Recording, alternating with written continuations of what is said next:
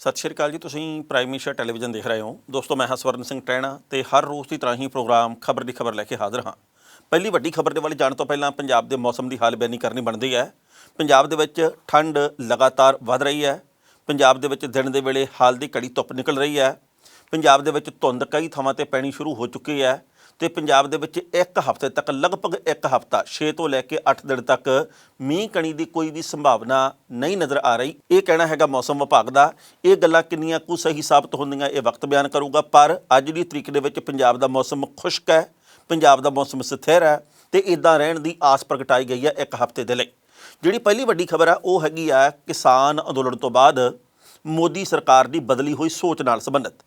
क्योंकि आप ये जानते हैं कि जो एक बार कोई ना कोई मील पत्थर साबित कर दिता जाए, मील पत्थर कोई इहो जिहा कायम कर दिता जाए, उस तो बाद उहनूं पार करने के लिए बड़ी मेहनत करनी पैंदी है। आउंदे समय दे विच किसी भी मुद्दे दे उत्ते कोई भी संघर्ष करना चाहूगा, उस व्यक्ति नूं, उस संस्था नूं, उन्हां लोकां नूं जिहड़े कि उदों संघर्ष करदे होणगे, भावें 4 सालां नूं होवे, भावें 10 सालां नूं होवे, भावें 4 महीनਿਆਂ नूं होवे, ये कोई लंबा संघर्ष करने के लिए उन्होंने मैंटली तौर के उत्ते प्रिपेयर रहना पऊगा तो दृढ़ रहना पऊगा किसानों के वांग। तो किसानों ने जिहड़ा झंडा कढ़ता उस तो बाद केंद्र की सरकार इस कदर डरी हुई है कि हुण लंघे कल यानी कि कैबिनेट मीटिंग जिहड़ी हुई है केंद्र की, उहदे विच आ जिहड़ा खेती कानून रद्द करने का प्रस्ताव तो लिआंदा ही गया, उहदे विच उहनूं तां पास कर ही दिता गया। ये 29 तरीक नूं जिहड़ा कि हुण कुछ दिनों बाद पार्लीमेंट का सरदरुत सैशन शुरू होना, उहदे विच 3 दिनों के अंदर अंदर ये तिन्ने खेती कानून रद्द भी हो जाने हैं। पर यह प्रक्रिया जिहड़ी वो समझण दी लोड़ है। जिस तरीके दे नाल कानून बनाए जाते हैं रद्द भी उस तरीके नाल ही होने हैं। क्योंकि सब तो पहला इस मसले नूं पेश किया जाऊगा, फिर लोक सभा ते राज सभा दे विच इस मामले के उत्ते आपां जाणदे भी काटा फिरूगा, फिर इस तो बाद जिहड़ा ये मामला जाऊगा राष्ट्रपति की मेज़ के उत्ते, उन्होंने वालों जो प्रवानगी दे दित्ती गई रद्द की, तो फिर उस तो बाद केंद्र की सरकार ने नोटिफिकेशन जारी करना तो सही अर्थां दे विच ये तिन्ने कानून उदों रद्द मन्ने जाणगे। उस तो बाद किसान अंदोलन किहड़ा मोड़ कटदा ये आउण वाला वक्त बयान करूगा। पर हुण जदों एक बहुत वड्डी प्राप्ति सामने आ गई है, केंद्र की सरकार नूं 1 साल के किसान संघर्ष के मूहरे झुकना पिया, तो हुण बहुत सारे मुद्दे होर भी उठन लग पे आ। आपां सारे जानते हैं कि इस मामले के उत्ते बहुत सारे लोगों की अख भी सी, इस मामले के उत्ते बहुत सारे संघर्षां की टेक भी सी। इहदे विच एक मामला पिछले काफ़ी लंबे समय तो उठदा रहा, वो हैगा किरत कानून का। केंद्र की सरकार के वल्लों कुछ समा पहला किरत कानून भी लिआंदे गए हैं। इस किरत कानून दे विच कुछ कि इहो जिहे पॉइंट भी है जिहड़े कि किरत दे नाल जुड़े हुए, मजदूरां दे नाल जुड़े हुए, रोज़गार नाल जुड़े हुए लोकां वास्ते बेहद मारू आ, जिहड़े कि वड्डियां वड्डियां कंपनियां दे वास्ते जां उन्हां नूं कारपोरेट कंपनियां कह दईए जां होर कंपनियां कह दईए, उन्हां दे लई वो फायदेमंद आ।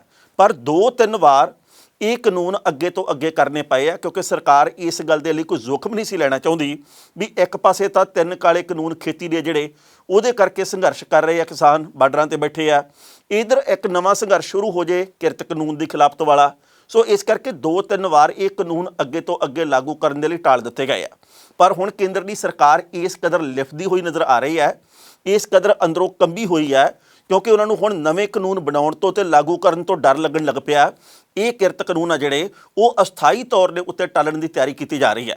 भावें कि इनू भी आपां चोण राजनीति नाल जोड़ के देख सकते हैं, क्योंकि केंद्र की सरकार ये जानती है कि जिहड़ियां 5 सूबਿਆਂ ਦੇ ਵਿੱਚ चोणां होणीਆਂ, ਉਹਦੇ मद्देनज़र बहुत सारियां जिहड़ियां ट्रेड यूनियन आ, ਇਹਦੇ मद्देनज़र बहुत सारियां मुलाजम जथेबंदियां इन्हां कानूनां ਦੇ खिलाफ आ। इस करके ये खिलाफत किते बीजेपी दीयां बेड़ियां दे विच वटे ना पा देवे, ਇਹਦੇ करके किरत कानून भी आ जिहड़े ਉਹਦੇ ਉੱਤੇ काटा फेरन की तैयारी तो असीं बाद दे विच कहांगे भी वो फेरदे कि नहीं, पर इनू अगे पाउण दी होर तैयारी है। पर जो 2-3 वार अगे पा दिते गए आ, फिर इहदे बाबत सरकार नूं किसी सिट्टे दे उत्ते पहुंचना पैना भी जां तां ये लागू होणगे ते जां फिर कदे भी लागू नहीं होणगे। सो ये एक बहुत वड्डी प्राप्ति है किसान अंदोलन की, क्योंकि आपां जाणदे हां कि CAA दे मामले दे उत्ते कोई सिट्टा नहीं सी निकलिया, क्योंकि इन्ना लंबा समा इन्ने योजनाबद्ध तरीके दे नाल, इन्नी सियाणप दे नाल, इन्नी दूरदर्शिता दे नाल कोई होर अंदोलन हो ही नहीं सी सकिया। आज़ाद भारत दे विच तां ये मन्निया जा रहा है जी कि इन्ना संगठित रूप दे विच अंदोलन कोई होया नहीं। सो इस करके इस अंदोलन ने चारे पासे प्रभाव देना शुरू किया। इस जित नूं जिहड़ी कि किसानां दे नाल जुड़ी हुई है, इहने हुण बाकी लोकां दे हौसले भी बुलंद कीते आ। ते एक गल जरूर है भी जेकर हुण केंद्र की सरकार जिहड़ी कि हठी सरकार है, इस हठी सरकार दा हलां दे नाल जुड़े हुए लोकां दे वल्लों जदों हंकार तोड़ दिता गया, तां आउंदे समय दे विच जदों कोई भी कानून बनाया जाऊगा शायद लोकां दी राय लई जावे, ਸ਼ਾਇਦ ਪਹਿਲਾਂ ਕਮੇਟੀ ਬਣਾਈ ਜਾਵੇ ਕਿ ਅਸੀਂ ਇਸ ਮਾਮਲੇ ਦੇ ਉੱਤੇ ਕਾਨੂੰਨ ਬਣਾਉਣ ਦੇ ਚਾਹਵਾਨ ਹਾਂ। ਸ਼ਾਇਦ ਲੋਕਾਂ ਦੀ ਰਾਏ ਲੈ ਕੇ ਕੁਝ ਉਹਨਾਂ ਦੇ ਮੁੱਦੇ ਵੀ ਵਿੱਚ ਉਹਦੇ ਰੱਖੇ ਜਾਣ, ਕੁਝ ਉਹਨਾਂ ਦੀਆਂ ਮੰਗਾਂ ਦੇ ਵੱਲ ਖਿਆਲ ਕੀਤਾ ਜਾਵੇ। ਇੱਕ ਪਾਸੜ ਗੱਲ ਸ਼ਾਇਦ ਆਉਂਦੇ ਸਮੇਂ ਦੇ ਵਿੱਚ ਨਾ ਹੋਵੇ, ਕਿਉਂਕਿ ਸਰਕਾਰ ਦੀ ਕਿਰਕਰੀ ਵੀ ਹੋਈ ਹੈ ਤੇ ਨਾਲੇ ਸਰਕਾਰ ਨੂੰ ਹੁਣ ਪਿਛਾਂਹ ਵੀ ਆਉਣਾ ਪਿਆ ਤੇ ਕਿਰਕਰੀ ਉਹਨਾਂ ਦੀ ਜਿਸ ਤਰੀਕੇ ਦੇ ਨਾਲ ਹੋਈ ਹੈ ਦੁਨੀਆ ਭਰ ਦੇ ਵਿੱਚ ਆਪਾਂ ਜਾਣਦੇ ਹਾਂ। ਪਹਿਲਾਂ ਇਸ ਰਿਪੋਰਟ ਦਾ ਵੇਰਵਾ ਸਾਂਝਾ ਕਰਦੇ ਹਾਂ ਕਿ ਕਿਰਤ ਕਾਨੂੰਨ ਦੇ ਮੁਤਲਕ ਹੁਣ ਸਰਕਾਰ ਕੀ ਸੋਚ ਰਹੀ ਹੈ ਤੇ ਬਾਅਦ ਵਿੱਚ ਕਰਾਂਗੇ ਟਿੱਪਣੀ। ਖੇਤੀ ਕਾਨੂੰਨਾਂ ਨੂੰ ਵਾਪਸ ਲੈਣ ਦੇ ਐਲਾਨ ਤੋਂ ਬਾਅਦ ਕੇਂਦਰ ਸਰਕਾਰ ਹੁਣ ਨਵੇਂ ਸਿਰੇ ਤੋਂ ਕਿਰਤ ਕਾਨੂੰਨਾਂ ਨੂੰ ਟਾਲਣ ਦੀ ਤਿਆਰੀ ਦੇ ਵਿੱਚ ਹੈ। ਕਿਰਤ ਵਿਭਾਗ ਦੇ ਸੂਤਰਾਂ ਨੇ ਇਹ ਗੱਲ ਦੱਸੀ ਹੈ ਕਿ ਨਵੇਂ ਕਿਰਤ ਕਾਨੂੰਨਾਂ ਨੂੰ ਲਾਗੂ ਕਰਨ ਦਾ ਸਮਾਂ ਸੀਮਾ 4 ਵਾਰ ਵਧਾਇਆ ਜਾ ਚੁੱਕਿਆ ਹੈ। ਸੋ ਪਹਿਲਾਂ 3 ਵਾਰ ਜਦੋਂ ਇਹ ਸਮਾਂ ਸੀਮਾ ਵਧਾਈ ਗਈ ਤਾਂ ਕਾਨੂੰਨ ਲਾਗੂ ਕਰਨ ਦੀ ਅਗਲੀ ਤਰੀਕ ਤੈਅ ਕੀਤੀ ਜਾਂਦੀ ਸੀ, ਪਰ ਹੁਣ ਚੌਥੀ ਵਾਰ ਸਮਾਂ ਸੀਮਾ ਯਾਨੀ ਕਿ ਅੱਗੇ ਸਮਾਂ ਵਧਾਉਂਦੇ ਹੋਏ ਸੰਬੰਧਿਤ ਵਿਭਾਗ ਨੇ ਅਗਲੀ ਤਰੀਕ ਤੈਅ ਨਹੀਂ ਕੀਤੀ। ਇੱਕ ਅਧਿਕਾਰੀ ਨੇ ਵੀ ਗੱਲ ਕਹੀ ਹੈ ਕਿ ਅਗਲੇ ਕੁਝ ਮਹੀਨਿਆਂ ਦੇ ਵਿੱਚ 5 ਸੂਬਿਆਂ ਦੇ ਵਿੱਚ ਵਿਧਾਨ ਸਭਾ ਦੀਆਂ ਚੋਣਾਂ ਨੇ, ਉਸ ਤੋਂ ਬਾਅਦ ਕਾਨੂੰਨਾਂ ਨੂੰ ਲਾਗੂ ਕਰਨ ਦੇ ਉੱਤੇ ਵਿਚਾਰ ਕੀਤਾ ਜਾ ਸਕਦਾ ਹੈ। ਕੇਂਦਰ ਨੇ ਕਿਰਤ ਕਾਨੂੰਨਾਂ ਨੂੰ ਲੈ ਕੇ 2019 ਤੇ 2020 ਦੇ ਵਿੱਚ ਬਿੱਲ ਪਾਸ ਕੀਤੇ ਸਨ ਤੇ 10 ਟ੍ਰੇਡ ਯੂਨੀਅਨਾਂ ਇਹਨਾਂ ਦੇ ਖਿਲਾਫ ਨੇ। ਯੂਨੀਅਨਾਂ ਨੂੰ ਇਹਦੇ ਵਿੱਚ ਦਰਜ ਕੁਝ ਕੁ ਨੁਕਤਿਆਂ ਦੇ ਉੱਤੇ ਇਤਰਾਜ਼ ਹੈ, ਜਿਹਦੇ ਵਿੱਚ ਕਰਮਚਾਰੀਆਂ ਨੂੰ ਨਿਯੁਕਤ ਕਰਨ ਤੇ ਬਰਖਾਸਤ ਕਰਨ ਦੇ ਨਿਯਮ ਕੰਪਨੀਆਂ ਦੇ ਲਈ ਆਸਾਨ ਕਰ ਦਿੱਤੇ ਗਏ ਨੇ, ਜਿਹਦੇ ਕਰਕੇ ਇਹ ਮੁੱਦਾ ਕਾਫੀ ਲੰਮੇ ਸਮੇਂ ਤੋਂ ਉੱਠ ਰਿਹਾ। ਖੇਤੀ ਕਾਨੂੰਨਾਂ ਨੂੰ ਲੈ ਕੇ ਫੈਸਲਾ ਬਦਲਣ ਤੋਂ ਬਾਅਦ ਹੀ ਸਰਕਾਰ ਨੇ ਕਿਰਤ ਕਾਨੂੰਨਾਂ ਨੂੰ ਹੁਣ ਟਾਲਣ ਦਾ ਮਨ ਬਣਾ ਲਿਆ। ਕਿਰਤ ਕਾਨੂੰਨਾਂ ਨੂੰ ਲੈ ਕੇ ਕੰਮਕਾਜੀ ਵਰਗ ਦੇ ਵਿੱਚ ਵਿਰੋਧ ਉੱਭਰਦਾ ਦੇਖ ਕੇ ਸਰਕਾਰ ਸਿਆਸੀ ਨਜ਼ਰੀਏ ਦੇ ਨਾਲ 5 ਸੂਬਿਆਂ ਦੀਆਂ ਵਿਧਾਨ ਸਭਾ ਚੋਣਾਂ ਦੇ ਵਿੱਚ ਕੋਈ ਨਵਾਂ ਰਿਸਕ ਨਹੀਂ ਸੀ ਲੈਣਾ ਚਾਹੁੰਦੀ। ਦੂਜੇ ਪਾਸੇ ਕਾਰਪੋਰੇਟ ਜਗਤ ਨਵੇਂ ਕਾਨੂੰਨ ਲਾਗੂ ਨਾ ਕੀਤੇ ਜਾਣ ਤੋਂ ਨਾਰਾਜ਼ ਚੱਲ ਰਿਹਾ। ਬੰਗਲੌਰ ਦੇ ਵਿੱਚ society general GSC private limited ਦੇ ਅਰਥ ਸ਼ਾਸਤਰੀ ਕੁਰਨਾਲ ਕੁੰਡੂ ਦਾ ਕਹਿਣਾ ਕਿ ਕਿਰਤ ਕਾਨੂੰਨਾਂ ਨੂੰ ਲਾਗੂ ਕਰਨ ਦੇ ਵਿੱਚ ਦੇਰੀ ਅਰਥ ਵਿਵਸਥਾ ਵਾਸਤੇ ਝਟਕਾ ਸਾਬਤ ਹੋਵੇਗੀ। ਕੇਂਦਰ ਸਰਕਾਰ ਨੇ ਨਵੇਂ ਕਾਨੂੰਨ ਦੇਸ਼ ਵਿੱਚ ਕਾਰੋਬਾਰ ਦੇ ਲਈ ਚੰਗਾ ਮਾਹੌਲ ਬਣਾਉਣ ਤੇ ਨਿਵੇਸ਼ ਵਧਾਉਣ ਦੇ ਇਰਾਦੇ ਨਾਲ ਬਣਾਏ।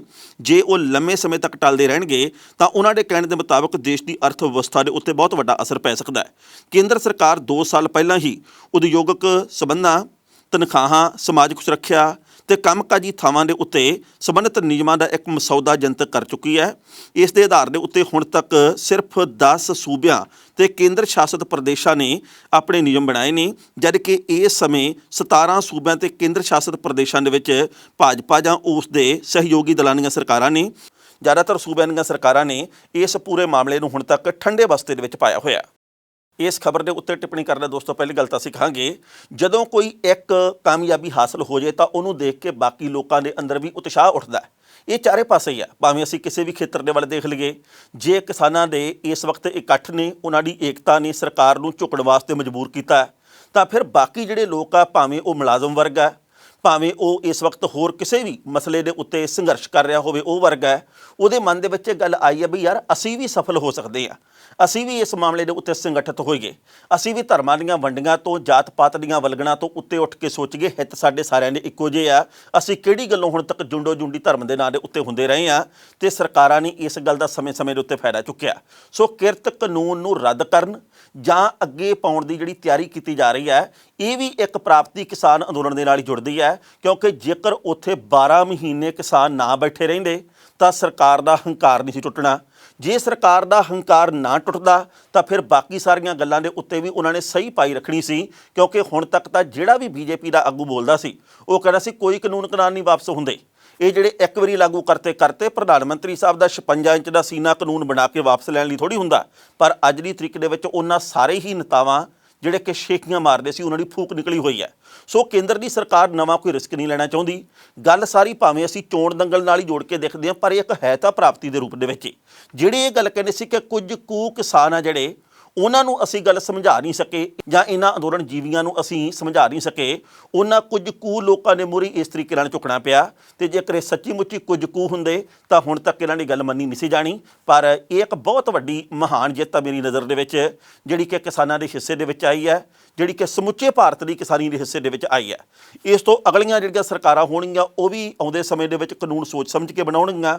ਇਹ ਕੋਈ ਕੰਗਣਾ ਰਣੌਤ ਦੀ ਫਿਲਮ ਦਾ ਵੇਰਵਾ ਨਹੀਂ ਆ ਵੀ ਜਦੋਂ ਜੀ ਕੀਤਾ ਉਹਨੂੰ ਕੱਟ ਲਿਆ, ਜਦੋਂ ਜੀ ਕੀਤਾ ਉਹਨੂੰ ਰੱਖ ਲਿਆ। ਕਦੇ ਲੱਕੜ ਦੇ ਘੋੜੇ ਤੇ ਬਹਿ ਕੇ ਫਿਲਮ ਚਲਾ ਲਈ ਤੇ ਕਦੇ ਕੁਛ ਕਰ ਲਿਆ ਤੇ ਕਦੇ ਕਿਵੇਂ ਝਾਂਸੀ ਦੀ ਰਾਣੀ ਬਣ ਗਏ। ਝਾਂਸੀ ਦੀ ਰਾਣੀ ਦੀ ਮਹਾਨਤਾ, ਉਹਨਾਂ ਦੀਆਂ ਜਿੱਤਾਂ ਤੇ ਉਹਨਾਂ ਦੀਆਂ ਜੰਗਾਂ ਦੇ ਬਾਰੇ ਜਿਹੜੇ ਲੋਕ ਜਾਣਦੇ ਨਹੀਂ, ਉਹ ਅੱਜ ਆਜ਼ਾਦੀ ਦੇ ਵੀ ਨਵੇਂ ਪ੍ਰਸੰਗ ਪੇਸ਼ ਕਰਦੇ ਆ। ਮੈਂ ਵੈਸੇ ਹੈਰਾਨ ਰਹਿ ਗਿਆ। ਇਹ ਗੱਲ ਵੈਸੇ ਕਿਸਾਨੀ ਨਾਲ ਇਸ ਕਰਕੇ ਜੁੜਦੀ ਹੈ ਕਿਉਂਕਿ ਕੰਗਣਾ ਰਣੌਤ ਤੇ ਉਹਦੇ ਵਰਗੇ ਕਈ ਲੋਕ ਜਿਹੜੇ ਕਿ ਕਿਸਾਨਾਂ ਨੂੰ ਅੱਤਵਾਦੀ ਕਹਿੰਦੇ ਸੀ, ਜਿਹਨੇ ਪਿਛਲੇ ਦਿਨੀ ਚਮਚੀ ਮਾਰਦਿਆਂ ਇਹ ਗੱਲ ਕਹੀ ਕਿ ਦੇਖੋ ਜੀ ਕਮਾਲ ਹੋਈ ਪਈ ਹੈ, ਅਸਲ ਆਜ਼ਾਦੀ ਤਾਂ 2014 ਤੋਂ ਬਾਅਦ ਹੀ ਆਈ ਹੈ ਤੇ ਕਮਾਲ ਤਾਂ ਸੱਚੀ ਮੁੱਚੀ ਹੋਈ ਪਈ ਹੈ।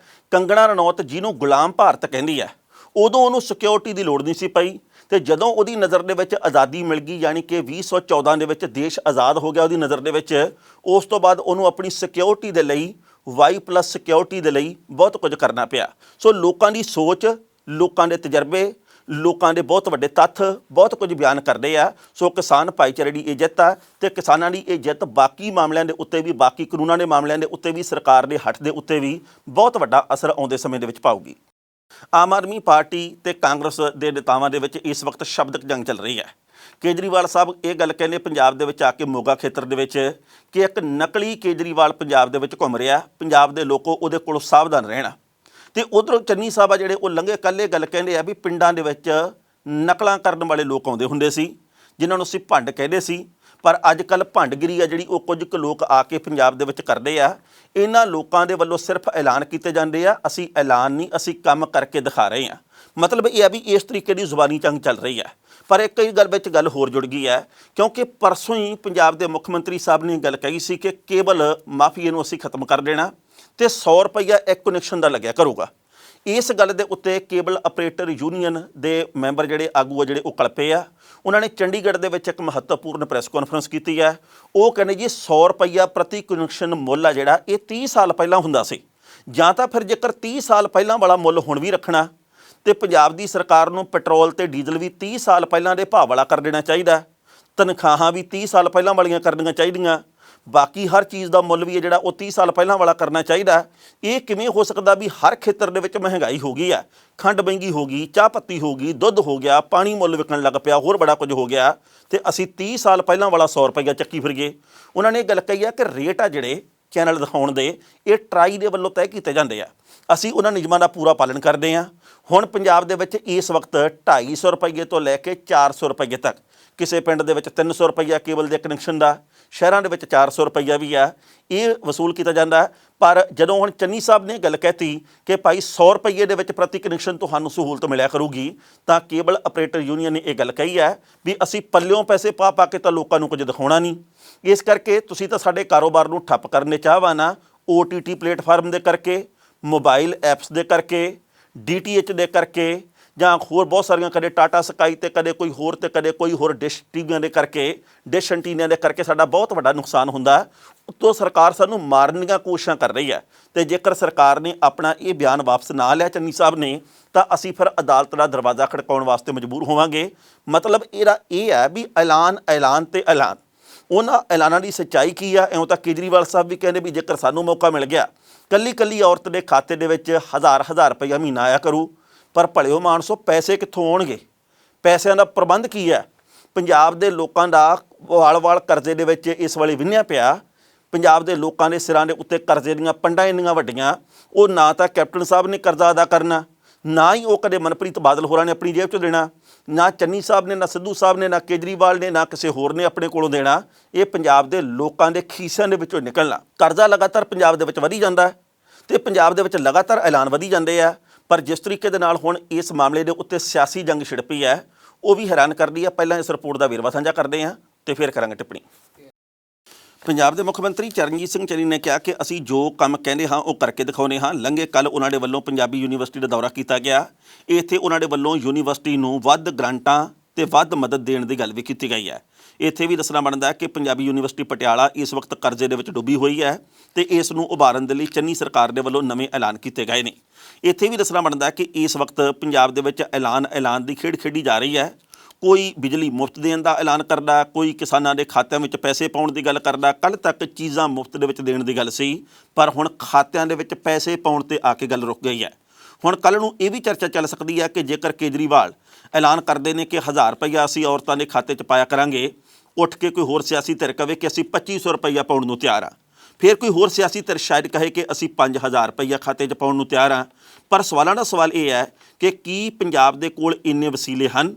ਕੀ ਪੰਜਾਬ ਦਾ ਖਜ਼ਾਨਾ ਇੰਨਾ ਹੀ ਨੱਕੋ ਨੱਕ ਭਰਿਆ ਹੋਇਆ ਕਿ ਕਿਸੇ ਦੇ ਖਾਤੇ ਦੇ ਵਿੱਚ ਇੱਦਾਂ ਪੈਸੇ ਪਾਏ ਜਾ ਸਕਦੇ ਨੇ, ਜਾਂ ਫਿਰ ਇਹ ਵੀ ਇੱਕ ਸਿਆਸੀ ਜੁਮਲਾ ਬਣ ਕੇ ਗੱਲ ਰਹਿ ਗਈ ਹੈ? ਇਸ ਖਬਰ ਦੇ ਉੱਤੇ ਟਿੱਪਣੀ ਕਰਦਾ ਦੋਸਤੋ ਪਹਿਲੀ ਗੱਲ ਤਾਂ ਅਸੀਂ ਕਹਾਂਗੇ ਪੰਜਾਬ ਦੇ ਲੋਕਾਂ ਨਾਲ ਉਹ ਵਾਅਦੇ ਹੋਣੇ ਚਾਹੀਦੇ ਆ ਜਿਹੜੇ ਕਿ ਪੂਰੇ ਕੀਤੇ ਜਾ ਸਕਦੇ ਆ। 2017 ਦੇ ਵਿੱਚ ਵੀ ਉਹ ਵਾਅਦੇ ਨਹੀਂ ਹੋਏ ਜਿਹੜੇ ਕਿ ਪੂਰੇ ਹੋਣ ਲਾਇਕ ਸੀ, ਪੂਰੇ ਕੀਤੇ ਜਾ ਸਕਦੇ ਸੀ ਸੁਹਿਰਦਤਾ ਦੇ ਨਾਲ, ਪੰਜਾਬ ਦੇ ਪ੍ਰਤੀ ਸੱਚੀ ਫਿਕਰਮੰਦੀ ਕਰਕੇ, ਪੰਜਾਬ ਦੇ ਲੋਕਾਂ ਨੂੰ ਆਪਣਾ ਸਮਝ ਕੇ, ਪਰ ਕੀਤਾ ਕਰਾਇਆ ਕੁੱਖ ਨਹੀਂ ਤੇ ਪੰਜਾਬ ਦੇ ਸਿਰ ਕਰਜ਼ਾ ਹੋਰ ਵੱਧ ਗਿਆ।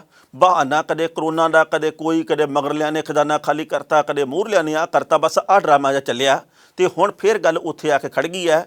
ਚੰਨੀ ਸਾਹਿਬ ਇਹ ਗੱਲ ਕਹਿੰਦੇ ਆ ਕਿ ਅਸੀਂ ਪ੍ਰੈਕਟੀਕਲ ਤੌਰ ਤੇ ਕੰਮ ਕਰਕੇ ਦਿਖਾ ਰਹੇ ਹਾਂ ਤੇ ਕੇਜਰੀਵਾਲ ਹੋਰੀ ਕਹਿੰਦੇ ਜੀ ਕਿ ਨਕਲੀ ਬੰਦੇ ਤੋਂ ਸਾਵਧਾਨ ਰਹਿਣਾ। ਲੋਕ ਚਾਹੁੰਦੇ ਆ ਕਿ ਅਸਲੀ ਵਾਅਦੇ ਕਰੋ, ਅਸਲੀ ਵਾਅਦੇ ਪੂਰੇ ਕਰੋ, ਅਸੀਂ ਤੁਹਾਨੂੰ ਅਸਲੀ ਵੋਟਾਂ ਪਾਉਣੇ ਆ। ਅਸੀਂ ਇਸ ਵਕਤ ਲੋਕਤੰਤਰ ਦੇ ਵਿੱਚ ਅਸਲ ਅਰਥਾਂ 'ਚ ਯਕੀਨ ਰੱਖਦੇ ਹਾਂ।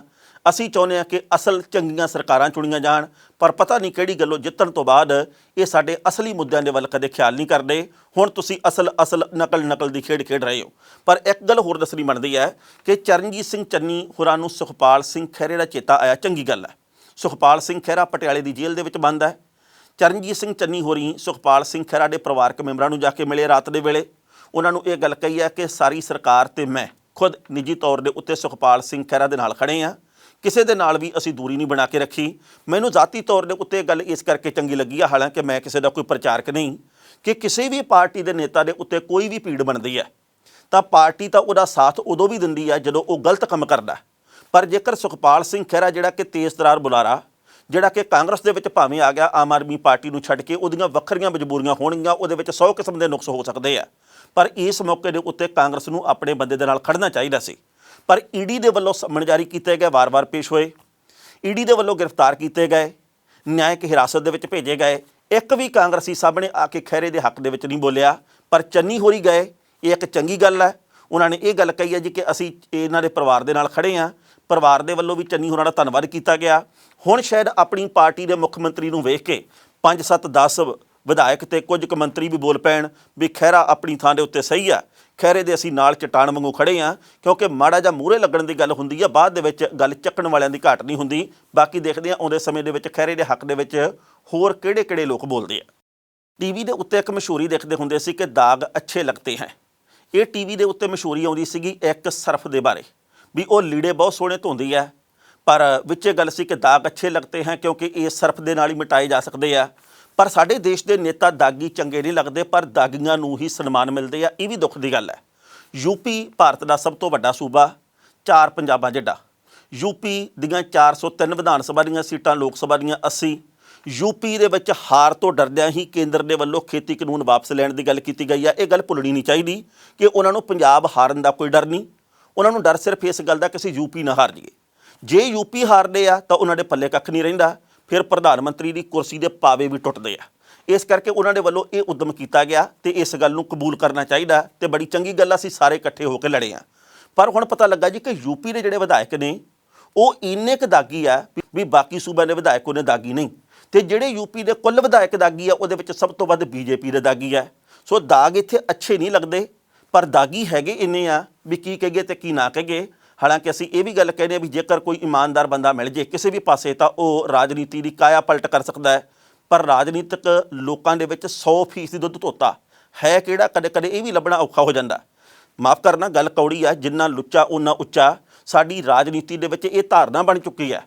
ਇਹ ਬਣੀ ਵੀ ਤਾਂ ਹੀ ਹੈ ਕਿਉਂਕਿ ਦਾਗੀਆਂ ਨੂੰ ਟਿਕਟਾਂ ਮਿਲਦੀਆਂ, ਕਿਸੇ ਦੇ ਉੱਤੇ ਕਤਲ ਦਾ ਪਰਚਾ, ਕਿਸੇ ਦੇ ਉੱਤੇ ਇਰਾਦਾ ਕਤਲ ਦਾ ਪਰਚਾ, ਕਿਸੇ ਦੇ ਉੱਤੇ ਠੱਗੀ ਠੋਰੀ ਦਾ ਪਰਚਾ, ਕਿਸੇ ਦੇ ਉੱਤੇ ਜਬਰ ਜਨਾਹ ਦਾ ਪਰਚਾ, ਕਿਸੇ ਦੇ ਉੱਤੇ ਔਰਤਾਂ ਨਾਲ ਛੇੜਖਾਨੀ ਦਾ ਪਰਚਾ, ਕਿਸੇ ਦੇ ਉੱਤੇ 420 ਦਾ ਕੋਈ ਪਰਚਾ। ਇੱਦਾਂ ਦੇ ਪਰਚੇ ਤੇ ਉਹੀ ਲੋਕ ਲਗਾਤਾਰ ਚੋਣਾਂ ਲੜੀ ਜਾਂਦੇ ਆ ਤੇ ਪਤਾ ਨਹੀਂ ਸਾਡੇ ਦੇਸ਼ ਦੇ ਵਿੱਚ ਹੋਊਗਾ ਕੀ। ਪਹਿਲਾਂ ਇਸ ਰਿਪੋਰਟ ਦਾ ਸੰਖੇਪ ਦੇ ਵਿੱਚ ਵੇਰਵਾ ਤੇ ਫਿਰ ਕਰਾਂਗੇ ਟਿੱਪਣੀ। ਯੂਪੀ ਦੀਆਂ ਵਿਧਾਨ ਸਭਾ ਚੋਣਾਂ ਨੇੜੇ ਆ ਰਹੀਆਂ ਨੇ ਤਾਂ ਇੱਥੇ ਇਲੈਕਸ਼ਨ ਵਾਚ ਕਮਿਸ਼ਨ ਤੇ ਐਸੋਸੀਏਸ਼ਨ ਫਾਰ ਡੈਮੋਕ੍ਰੈਟਿਕ ਰਿਫਾਰਮਰਸ ਨੇ ਸਿਆਸਤਦਾਨਾਂ ਦੀਆਂ ਜਾਇਦਾਦਾਂ, ਉਹਨਾਂ ਦੇ ਖਿਲਾਫ ਦਰਜ ਕੇਸਾਂ ਤੇ ਉਹਨਾਂ ਦੀ ਸਿੱਖਿਆ ਦੇ ਵੇਰਵਿਆਂ ਦੀ ਪੜਤਾਲ ਸ਼ੁਰੂ ਕੀਤੀ ਹੈ। ਲੋਕਤੰਤਰੀ ਤਰੀਕੇ ਨਾਲ ਚੋਣ ਪ੍ਰਣਾਲੀ ਤੇ ਨੇਤਾਵਾਂ ਦੀ ਨਜ਼ਰ ਰੱਖਣ ਵਾਲੀ ADR ਨੇ ਯੂਪੀ ਚੋਣਾਂ ਤੋਂ ਪਹਿਲਾਂ ਇੱਥੋਂ ਦੇ ਵਿਧਾਇਕਾਂ ਦੀ ਪੂਰੀ ਕੁੰਡਲੀ ਸਾਹਮਣੇ ਰੱਖੀ ਹੈ। 2017 ਦੀਆਂ ਵਿਧਾਨ ਸਭਾ ਚੋਣਾਂ ਤੇ ਉਪ ਚੋਣਾਂ ਦੇ ਵਿੱਚ ਵਿਧਾਇਕਾਂ ਵੱਲੋਂ ਦਰਜ ਕੀਤੇ ਗਏ ਹਲਫਨਾਮਿਆਂ ਦਾ ਵਿਸ਼ਲੇਸ਼ਣ ਕਰਨ ਤੋਂ ਬਾਅਦ ਇਹ ਰਿਪੋਰਟ ਜਾਰੀ ਹੋਈ ਹੈ। ਇਸ ਰਿਪੋਰਟ ਦੇ ਮੁਤਾਬਕ ਯੂਪੀ ਦੀ ਵਰਤਮਾਨ ਵਿਧਾਨ ਸਭਾ ਦੇ ਵਿੱਚ 35% ਵਿਧਾਇਕਾਂ ਦੇ ਉੱਤੇ ਅਪਰਾਧਿਕ ਪਰਚੇ ਦਰਜ ਨੇ, ਜਿਹਦੇ ਵਿੱਚ ਸਭ ਤੋਂ ਵੱਧ ਭਾਜਪਾ ਦੇ ਵਿਧਾਇਕ ਨੇ, 106 ਜਿਨ੍ਹਾਂ ਦੀ ਗਿਣਤੀ ਬਣਦੀ ਹੈ। ਇਹਨਾਂ ਹੀ ਨਹੀਂ, ਅਪਰਾਧਿਕ ਅਕਸ ਵਾਲੇ ਵਿਧਾਇਕਾਂ ਦੇ ਨਾਲ ਕਰੋੜਪਤੀ ਵਿਧਾਇਕਾਂ ਦੇ ਵਿੱਚ ਵੀ ਭਾਜਪਾ ਦੇ ਹੀ ਸਭ ਤੋਂ ਵੱਧ ਨੇ। यूपी इलैक्शन वाच ਤੇ ਐਸੋਸੀਏਸ਼ਨ ਫਾਰ ਡੈਮੋਕ੍ਰੈਟਿਕ ਰਿਫਾਰਮਰਸ ਨੇ ਯੂਪੀ ਦੀਆਂ 403 ਵਿਧਾਨ ਸਭਾ ਸੀਟਾਂ ਦੇ 396 ਵਿਧਾਇਕਾਂ ਦੇ ਵਿੱਤੀ ਅਪਰਾਧਿਕ ਤੇ ਹੋਰ ਵੇਰਵਿਆਂ ਦਾ ਵਿਸ਼ਲੇਸ਼ਣ ਕੀਤਾ ਹੈ। ਵਿਧਾਨ ਸਭਾ ਦੀਆਂ 7 ਸੀਟਾਂ ਖਾਲੀ ਨੇ। 2017 ਦੀਆਂ ਚੋਣਾਂ ਦੌਰਾਨ ਉਮੀਦਵਾਰੀ ਪੇਸ਼ ਕਰਨ ਸਮੇਂ ਦਾਇਰ ਕੀਤੇ ਗਏ ਹਲਫਨਾਮੇ ਦਾ ਵਿਸ਼ਲੇਸ਼ਣ ਹੋਣ ਤੋਂ ਬਾਅਦ ਇਹ ਸਾਰੀ ਰਿਪੋਰਟ ਸਾਹਮਣੇ ਆਈ ਹੈ। ਪਤਾ ਲੱਗਾ ਕਿ ਯੂਪੀ ਦੇ ਵਿੱਚ 140 ਯਾਨੀ ਕਿ 35% ਵਿਧਾਇਕਾਂ ਦੇ ਖਿਲਾਫ ਅਪਰਾਧਿਕ ਪਰਚੇ ਦਰਜ ਨੇ। 140 ਵਿਧਾਇਕਾਂ ਦੇ ਵਿੱਚੋਂ 106 ਇਹੋ ਜਿਹੇ ਨੇ ਜਿਨ੍ਹਾਂ ਦੇ ਉੱਤੇ ਕਤਲ, ਡਕੈਤੀ ਤੇ ਦੰਗਿਆਂ ਵਰਗੇ ਗੰਭੀਰ ਅਪਰਾਧਿਕ ਪਰਚੇ ਦਰਜ ਨੇ। ਪਾਰਟੀ ਦੇ ਦਾਗੀ ਵਿਧਾਇਕਾਂ ਦੀ ਗੱਲ ਕਰੀਏ ਤਾਂ ਭਾਜਪਾ ਦੇ 304 ਦੇ ਵਿੱਚੋਂ 106 ਵਿਧਾਇਕ, ਸਮਾਜਵਾਦੀ ਪਾਰਟੀ ਦੇ 49 ਦੇ ਵਿੱਚੋਂ 18, ਬਸਪਾ ਦੇ 18 ਦੇ ਵਿੱਚੋਂ 2 ਤੇ ਕਾਂਗਰਸ ਦੇ 1 ਵਿਧਾਇਕ ਦੇ ਉੱਤੇ ਅਪਰਾਧਿਕ ਪਰਚਾ ਦਰਜ ਹੈ। ਇਸ ਖਬਰ ਦੇ ਉੱਤੇ ਟਿੱਪਣੀ ਕਰਨ ਦੇ ਦੋਸਤੋ ਪਹਿਲੀ ਗੱਲ ਤਾਂ ਅਸੀਂ ਕਹਾਂਗੇ ਇਹ ਇਕੱਲੇ ਯੂਪੀ ਦੇ ਵਿੱਚ ਨਹੀਂ, ਇਹੋ ਜਿਹੀ ਸਥਿਤੀ ਹੈ ਜਿਹੜੀ ਉਹ ਭਾਰਤ ਦੇ ਬਾਕੀ ਵੱਖ-ਵੱਖ ਸੂਬਿਆਂ ਦੇ ਵਿੱਚ ਵੀ ਹੈ। ਕਿਸੇ ਥਾਂ ਦੇ ਉੱਤੇ ਥੋੜ੍ਹੇ ਜਿਹੇ ਘੱਟ ਪਰਚੇ ਦਰਜ ਹੈ, ਕਿਸੇ ਥਾਂ ਦੇ ਉੱਤੇ ਥੋੜ੍ਹੇ ਜਿਹੇ ਵੱਧ ਪਰਚੇ ਦਰਜ ਹੈ। ਪੰਜਾਬ ਦੇ ਵੀ ਕਈ ਵਿਧਾਇਕਾਂ ਦੇ ਉੱਤੇ ਕਈ ਤਰ੍ਹਾਂ ਦੇ ਪਰਚੇ ਚੱਲਦੇ ਆ, ਪਰ ਕਿਉਂਕਿ ਕਈਆਂ ਦੇ ਉੱਤੇ ਦੋਸ਼ ਹੀ ਹੈ, ਅਦਾਲਤ ਦੇ ਵੱਲੋਂ ਹਾਲੇ ਤੱਕ ਦੋਸ਼ ਸਾਬਤ ਨਹੀਂ ਕੀਤੇ ਗਏ ਜਾਂ ਕਹਿ ਲਈਏ ਤੈਅ ਨਹੀਂ ਕੀਤੇ ਗਏ, ਦੋਸ਼ੀ ਨਹੀਂ ਉਹਨੂੰ ਕਰਾਰ ਦਿੱਤਾ ਗਿਆ। ਸੋ ਇਸ ਕਰਕੇ ਬਹੁਤ ਕੁਝ ਚੱਲੀ ਜਾਂਦਾ। ਮਾਣਯੋਗ ਸੁਪਰੀਮ ਕੋਰਟ ਦੇ ਵੱਲੋਂ ਇਸ ਮਸਲੇ ਦੇ ਉੱਤੇ ਕਈ ਵਾਰ ਆਪਣੇ ਵਿਚਾਰ ਪੇਸ਼ ਕੀਤੇ ਗਏ, ਪਰ ਉਹ ਵਿਚਾਰ ਰਹਿ ਜਾਂਦੇ, ਬਾਅਦ ਦੇ ਵਿੱਚ ਮਾਮਲਾ ਫਿਰ ਉੱਥੇ ਦਾ ਉੱਥੇ ਪਹੁੰਚ ਜਾਂਦਾ ਹੈ। ਸੋ ਚੰਗੇ ਲੋਕ ਚੰਗਿਆਂ ਨੂੰ ਚੁਣਦੇ ਆ, ਮਾੜੇ ਲੋਕ ਮਾੜਿਆਂ ਨੂੰ। ਮੇਰਾ ਖਿਆਲ ਇਹ ਵੀ ਹੈ, ਮੈਂ ਨਹੀਂ ਕਹਿੰਦਾ ਵੀ ਸਾਰੇ ਲੋਕ ਇੱਕੋ ਜਿਹੇ ਹੁੰਦੇ ਆ, ਪਰ ਜਦੋਂ ਸਾਨੂੰ ਪਤਾ ਵੀ ਫਲਾਣਾ ਬੰਦਾ ਦਾਗੀ ਆ ਤੇ ਅਸੀਂ ਉਹਦੀ ਦਾਰੂ ਦੇ ਚੱਕਰ ਦੇ ਵਿੱਚ, ਉਹਦੇ ਨੋਟਾਂ ਦੇ ਚੱਕਰ ਦੇ ਵਿੱਚ ਉਹਨੂੰ ਵਿਧਾਨ ਸਭਾ ਤੇ ਲੋਕ ਸਭਾ ਦੀਆਂ ਪੌੜੀਆਂ ਚੜ੍ਹ ਦਿੰਦੇ ਆ, ਤਾਂ ਕਸੂਰਵਾਰ ਤਾਂ ਫਿਰ ਅਸੀਂ ਆ, ਕੋਈ ਹੋਰ ਨਹੀਂ। ਆਪਾਂ ਵੀ ਬਦਲ ਗਏ, ਇਹ ਸਾਰੇ ਲੋਕ ਤਾਂ ਬਦਲੇ ਜਾਣੇ ਆ, ਤਾਂ ਸਾਡਾ ਸਮਾਜ ਬਦਲਿਆ ਜਾਣਾ। ਖਬਰਾਂ ਦੇ ਉੱਤੇ ਵਿਚਾਰ ਚਰਚਾ ਹੋਰ ਵੀ ਹੋ ਸਕਦੀ ਸੀ, ਪਰ ਜੋ ਵਕਤ ਦੀ ਘਾਟ ਹੈ ਰੁਕਣ ਦਾ ਇਸ਼ਾਰਾ ਕਰ ਰਹੀ ਹੈ। ਕੱਲ੍ਹ ਨੂੰ ਇਸੇ ਵੇਲੇ ਖਬਰ ਦੀ ਖਬਰ ਲੈ ਕੇ ਫਿਰ ਹਾਜ਼ਰ ਹੋਵਾਂਗੇ। ਉਦੋਂ ਤੱਕ ਲਈ ਆਗਿਆ ਦਿਓ। ਬਹੁਤ ਬਹੁਤ ਮਿਹਰਬਾਨੀ।